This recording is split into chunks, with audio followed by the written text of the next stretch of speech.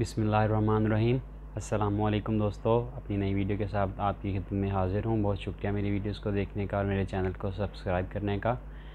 दोस्तों, अपने इस सोलर सिस्टम की इंस्टॉलेशन के मतलब लेक्चर सीरीज़ का ये अगला लेक्चर है। लास्ट लेक्चर में मैंने सोलर पैनल्स के बारे में आपको बताया था।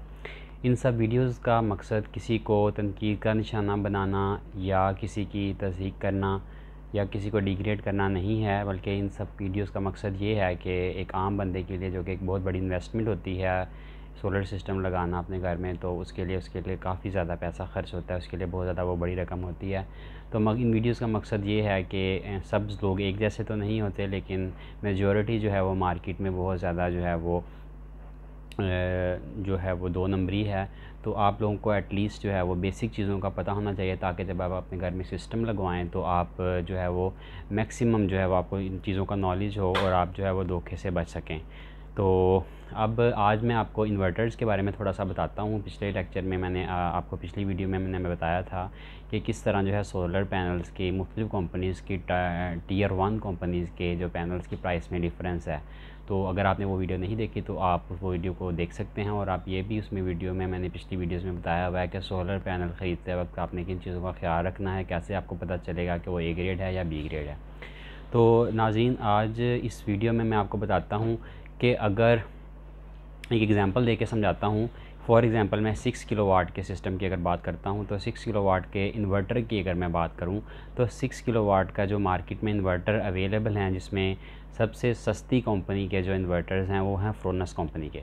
तो फ्रोनस कंपनी का 6 किलोवाट का जो इन्वर्टर जो मार्केट में अवेलेबल है, उसकी एवरेज प्राइस तकरीबन 180 से 185 और इसके दरमियान मार्केट में आपको वो अवेलेबल है।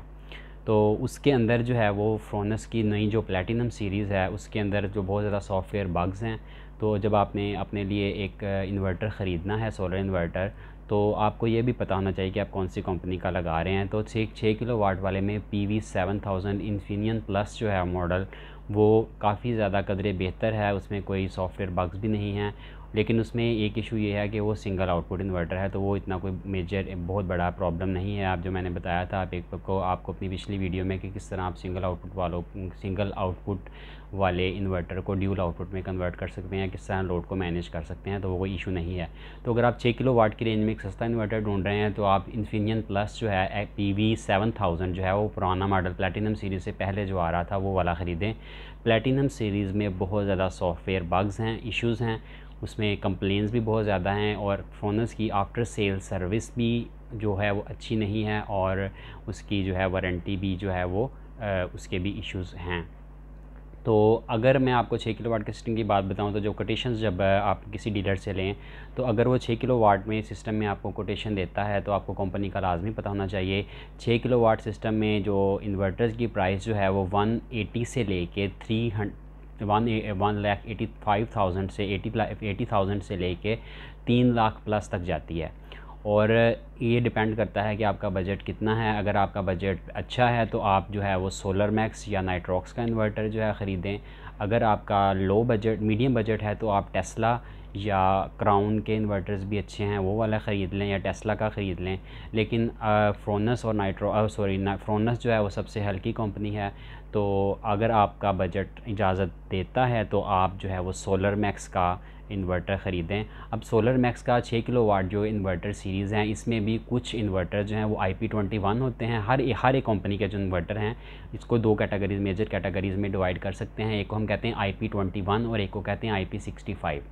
IP21 और IP65 की प्राइस में काफ़ी डिफरेंस होता है, और एक ही कंपनी के एक 6 किलोवाट का, अगर फॉर एग्जांपल मैं फ्रोनस की बात करता हूं, तो फ्रोनस में IP21 के जो इन्वर्टर हैं, 6 किलोवाट का अगर इन्वर्टर होगा IP21, तो उसमें और IP65 का जो 6 किलोवाट का इन्वर्टर होगा, उसकी प्राइस में 50 से 60 हज़ार का डिफरेंस होगा। अब IP21 और IP61 क्या चीज़ है, ये पहले मैंने ऑल दो अपनी वीडियोज़ में डिस्कस किया हुआ है, लेकिन मैं अब दोबारा बता देता हूँ। IP21 का मतलब है कि वो जो आपका इन्वर्टर है उसमें बेसिक जो है वो डस्ट की प्रोटेक्शन है, यानी कि डस्ट प्रूफ है वो।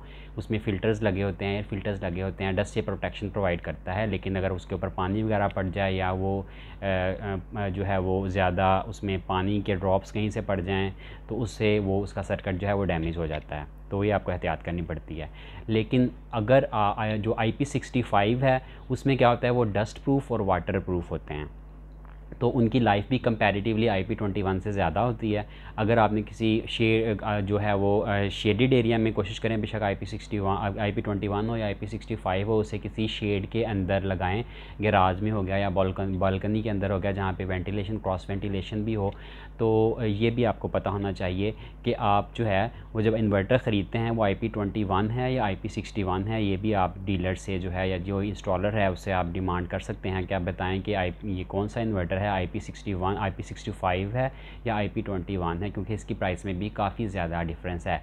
तो अगर वो IP65 की प्राइस लगा रहा है आपको, लेकिन लगा के IP21 दे रहा है, तो इसका मतलब है कि आपके साथ धोखा हो रहा है। तो ये एक बेसिक इसकी आपके बारे में इंफॉर्मेशन मैंने आपको दी। इसके अलावा टेस्ला के इन्वर्टर्स भी अच्छे हैं, जो कि मीडियम रेंज में अगर आप उसको ख़रीदना चाहें तो टेस्ला और क्राउन के इन्वर्टर जो हैं वो बेहतर हैं। अगर आपके बजट बहुत ज़्यादा लो है तो आप जो है वो फ्रोनस के इन्वर्टर ख़रीदें, लेकिन फ्रोनस में प्लेटिनम सीरीज़ ना ख़रीदें बिल्कुल, उसमें बहुत ज़्यादा सॉफ्टवेयर इश्यूज़ हैं और सॉफ्टवेयर बग्स भी हैं। और लो कंपनी क्लेम करती है कि वो अब हमने सॉफ्टवेयर जो है वो अपडेट कर दी है और आप हमारे सर्विस सेंटर पे आके सॉफ्टवेयर को अपडेट करवा सकते हैं, लेकिन उसमें वो बहुत ज़्यादा इश्यूज़ अभी भी चल रहे हैं, तो मैं तो रिकमेंड नहीं करूँगा उसको। लेकिन इसमें इन्फिनियन प्लस जो मॉडल्स हैं इनके, वो वाले अगर आप फ्रोनस के लगाएँ तो उनमें कोई इश्यूज़ नहीं हैं, सिंगल आउटपुट वाले हैं, तो आप वो लगा सकते हैं। तो नाज़रीन, इस वीडियो को हम आज यहाँ तक ही ख़त्म करते हैं।